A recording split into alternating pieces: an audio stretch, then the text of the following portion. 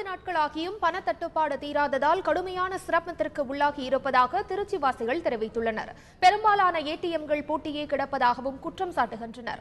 இதுகுறித்து பொதுமக்களிடம் எமது திருச்சி செய்தியாளர் விஜயகோபால் மேற்கொண்ட நேர்காணலை பார்ப்போம். பண மதிப்பு நீக்க முடிவெடுத்து மத்திய அரசு 40 நாட்களுக்கு மேலாகியும் திருச்சி மாவட்டத்தை பொறுத்தவரை நிலைமை என்பது இன்னும் சரி செய்யப்படவில்லை என்று கூறலாம். தற்பொழுது நாம் நின்று கொண்டிருப்பது திருச்சி கண்டோன்மெண்ட் பகுதியில் உள்ள ஸ்டேட் பேங்க் ஆஃப் இந்தியாவுடைய தலைமை கிளை. இங்கு மொத்தம் 5 ஏடிஎம்கள் மற்றும் 2 பணம் போடும் இயந்திரங்கள் உள்ளன.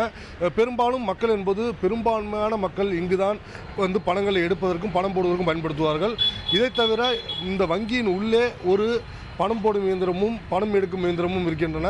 ஆனால் தற்பொழுது நேற்று விடுமுறை, இன்று காலை 10 மணி ஆகிவிட்ட நிலையிலும் இங்கு ஏடிஎம்களில் பணம் நிரப்பப்படவில்லை.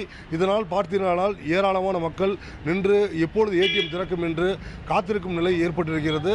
இதுபோன்று மாவட்டத்தின் பல்வேறு இடங்களில் உள்ள ஏடிஎம் மையங்கள் இதே போன்ற நிலைமை தான் காணப்படுகிறது. மொத்தம் திருச்சி மாவட்டத்தை பொறுத்தவரை 325 வங்கிகள் செயல்படுகின்றன. இவற்றின் சார்பாக 500 ஏடிஎம்கள் செயல்படுகின்றன. இவற்றில் பெரும்பான்மையான ஏடிஎம்கள் நிலை இதுதான்.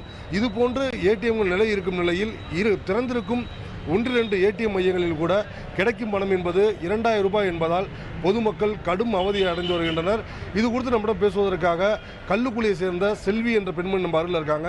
அவங்கள்ட்ட கேட்போம். அம்மா வணக்கம், நீங்கள் எத்தனை நாளாக பணத்துக்கு அலையிறீங்க? நீங்கள் எவ்வளோ பணம் எடுக்கணும்? நீங்கள் நினைச்ச பணம் கிடைச்சிட்டா? எங்களோட சம்பள பணம் கிடைக்கலங்க சார். சம்பளம் போட்டு 15ஆம் தேதி தான் சம்பளம் போட்டாங்க. போட்ட சம்பளம் எடுக்கலான்னா 3 நாளாக அலைஞ்சிட்டு இருக்கோம். 3 நாளாகவும் எடுக்க முடியல. லீவை போட்டுட்டு தான் வர வேண்டியதாக இருக்குது. எங்களுக்கு காலையில் 6 மணிக்கு டியூட்டி, 2 மணி வச்சு வேலை பார்க்கணும். 2 மணிக்கு மேலே வந்தால் பணம் எடுக்க முடியறதில்ல. அது கரெக்டாக அந்த 12 மணிக்கு எடுத்தால் மறுநாள் நைட்டு 12 மணிக்கு தான் எடுக்கணுங்கிறாங்க. யாரனாச்சும் விட்டு எடுத்துகிட்டு வர சொல்கிற வேண்டியதாக இருக்குது. இதனால் எங்களுக்கு தான் சார் அலைச்சலாக இருக்குது.